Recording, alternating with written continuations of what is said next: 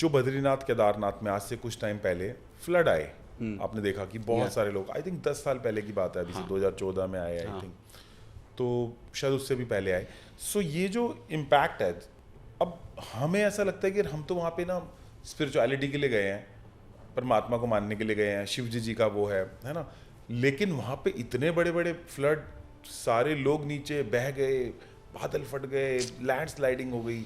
क्या आपको ऐसा लगता है ऐसा क्यों होता है ऐसी जगहों पे जो धार्मिक जगहें हैं? एंड क्या अघोरीस इन जगहों पे रहते हैं? अघोरीस की कौन सी जगह है?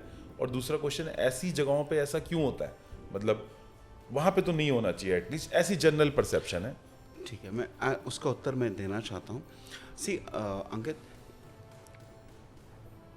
nobody can control the law of nature.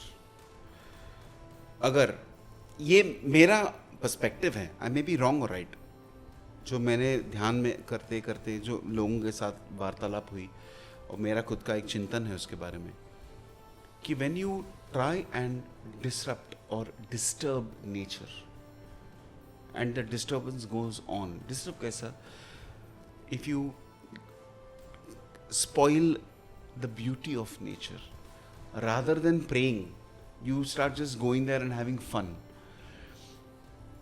Nature also has got a consciousness, because आपको तो पता है पंचमहाभूतास, तो ये सब पार्ट ऑफ पंचमहाभूतास ही हैं, हमसे भी ज़्यादा कॉन्शियसनेस उनमें है।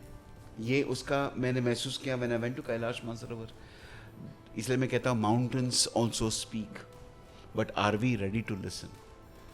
So mountain spoke because balance उल्टा हो गया. It was a way of balancing and telling us that don't, एक balance रखो. Life and death हमें लगता रहेगा बहुत है, बहुत कुछ, और life death. Actually it's just a small thing. We are part of we are not even a particle in this whole cosmos जो भी कहते cosmic, हम कुछ भी नहीं यार. सृष्टि, if it crosses a line, the Srishti, mother nature sends a message. इसलिए tsunamis क्यों होती हैं? नेचर, कभी कभी स्टॉर्म्स आते हैं, उसमें लोग जाते हैं, उनको और एक बर्थ मिलता है, लेकिन of course death, nobody wants death, but Ankit, I will finally say that earth, wind, fire, water and ether, all these panchamahabhutas need to be respected. हम रिस्पेक्ट नहीं करते हैं. सिंपल सी बात बताता हूँ, on a highway, I can not name the highway, but एक highway पे मैं ऊबर पे जा रहा था. हाईवे पे there was a mall, food mall.